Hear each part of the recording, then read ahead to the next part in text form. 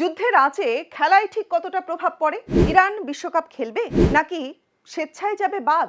পশ্চিম এশিয়ায় চলছে যুদ্ধ। এই যুদ্ধের আঁচ গৃহস্থের রান্নাঘরের পাশাপাশি ক্রীড়া জগতেও পৌঁছেছে। আগামী 11ই জুন থেকে শুরু হচ্ছে ফুটবল বিশ্বকাপ 2026। এবারের বিশ্বকাপ হবে আমেরিকা, মেক্সিকো এবং কানাডা, এই তিনটে দেশে। সাম্প্রতিক যুদ্ধ পরিস্থিতিতে ইরানের ক্রীড়ামন্ত্রী আহমেদ ডোনামালির তরফে আগেই জানানো হয়েছিল, যে দেশের দুর্নীতিগ্রস্ত সরকার ইরানের সুপ্রিম লিডারকে খুন করেছে, সেই দেশে কোনো অবস্থাতেই বিশ্বকাপ খেলবে না ইরান।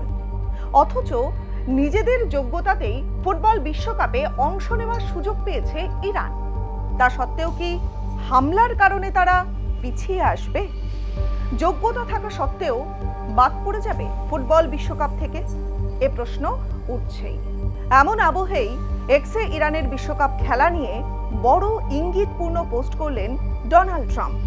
সেই পোস্টে তিনি ইরানকে বিশ্বকাপ খেলায় ছাড় দিলেন ঠিকই, স্বাগতও জানালেন টুর্নামেন্টে, তবে রেখে গেলেন একটা কিন্তু। এক্স পোস্টে ট্রাম্প লেখেন, বিশ্বকাপ ইরানের জাতীয় ফুটবল দলকে স্বাগত, কিন্তু আমি মনে করি না এই পরিস্থিতিতে জীবনের ঝুঁকি নিয়ে ওদের এখানে আসা উচিত। ট্রাম্পের কথা থেকে একেবারে পরিষ্কার হয়ে যায় যে তিনি অফিশিয়ালি তেমনটা না বললেও মনে মনে হয়তো চাইছেন না ইরান আমেরিকায় আসুক, বিশ্বকাপে অংশগ্রহণ করুক। আসুন এই আবহে দেখে নেওয়া যাক, বিশ্বকাপ শুরু হলে ইরানের ম্যাচ পড়ছে কোন দেশে? আমেরিকা, মেক্সিকো নাকি কানাডাতে? ইরানের সঙ্গে গ্রুপ জিতে রয়েছে বেলজিয়াম, নিউজিল্যান্ড এবং মিশর।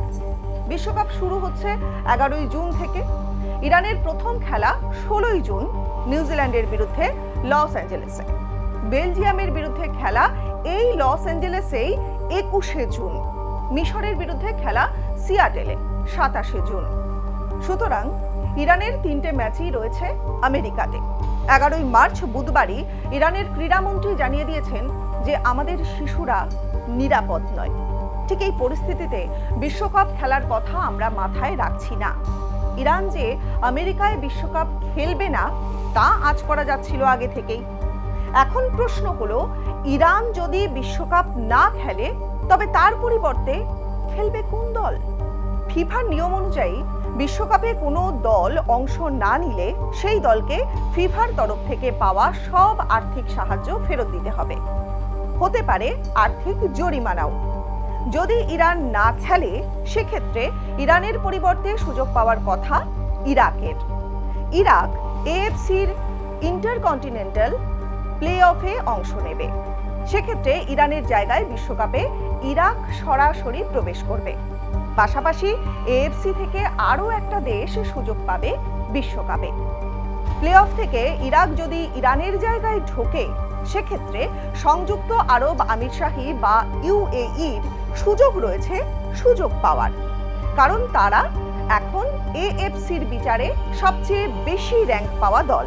তারা ইরানের কাছে কোয়ালিফাইং প্লে অফে হেরে গিয়ে কোয়ালিফিকেশন মিস করেছে, তাই ইউএইর কাছেও সুযোগ রয়েছে বিশ্বকাপ খেলার।